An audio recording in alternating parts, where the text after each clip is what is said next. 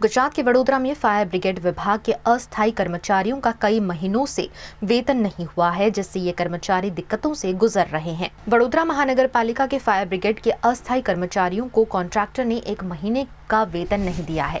गरीब और मध्यम वर्ग के कर्मचारी वेतन नहीं होने से परेशानियों का सामना कर रहे हैं। इमरजेंसी में हमेशा काम आने वाले फायर ब्रिगेड के कर्मचारियों को त्योहार के मौके पर ही वेतन नहीं दिया गया है, जिसके चलते इन कर्मचारियों ने नवलखी मैदान में एकत्रित होकर मामले पर नाराजगी जताई है।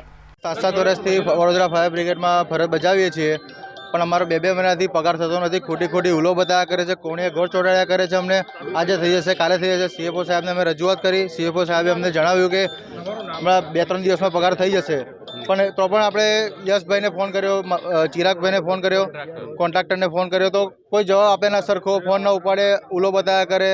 2 દિવસમાં થઈ જશે, 4 દિવસ થઈ જશે, પણ 1 થી 7 તારીખમાં પગાર થવો જોઈએ, એ અમારી માંગ છે। जान को खतरे में डालकर कार्यरत इन कर्मचारियों को ना ही फायर ब्रिगेड की ड्रेस दी जा रही है और ना ही वेतन, जिससे परेशान 100 जितने अस्थायी कर्मचारियों ने मामले का विरोध किया है। इस मामले सामाजिक कार्यकर्ता स्वेजल व्यास ने भी आपत्ति जताई है। टाइम टू टाइम पगार नहीं मळतो। Vadodara fire brigade ultra modern ए साहेब कोई मैसेज नहीं हजू। तो अमे 2-4 वार बधा भी फोन करिए छे, पण कोई मैसेज नहीं। अमे अमारा सीईओ साहेब ने भी कर्यो, 2-4 वार करिए। हाँ, कराई दईशुं एम।